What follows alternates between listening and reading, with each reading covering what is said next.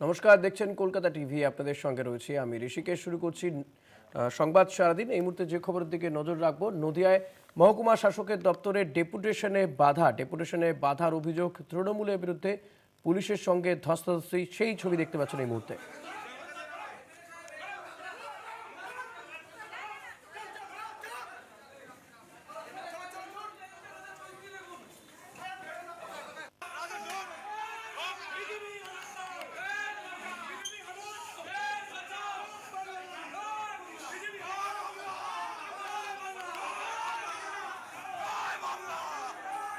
প্রতিনিধি সুবল মজুমদার রয়েছেন আমার সঙ্গে টেলিফোনে। সুবল, এখন কি পরিস্থিতি আর কি কারণে বাধা, কি কেন এই পরিস্থিতি তৈরি হয়?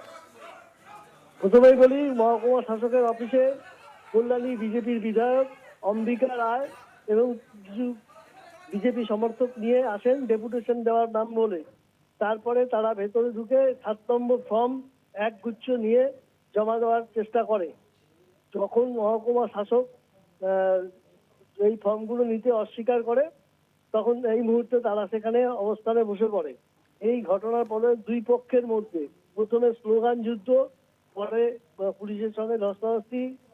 এখন বর্তমানে যেহেতু মহকুমা শাসকের সামনে বসে রয়েছে বিজেপির বিধায়ক অবস্থান করে, তখন তৃণমূলের যা নেতা কর্মী সমর্থকরা সেখান থেকে তাদের উঠে যেতে হবে বলে আহ, দাবি তোলে, এবং এই নিয়ে দুই পক্ষের মধ্যে বচসা এবং তর্কাতর্কি শুরু হয়।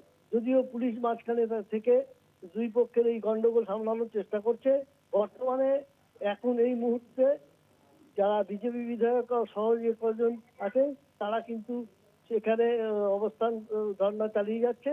অপরদিকে পাল্টা কিন্তু তৃণমূল স্লোগান এবং তারাও কিন্তু প্রতিবাদ জানাচ্ছে যে এসআইয়ের নামে 7 নম্বর ফর্ম নিয়ে জমা দিয়ে নাম কাটার চেষ্টা করছে, এবং বিজেপি এই উদ্দেশ্য প্রণোদিত ভাবে বৈধ ভোটারদের নাম যাতে কাটে, তার জন্য এই 7 নম্বর ফর্ম নিয়ে এসে জমা দিতে চাইছে।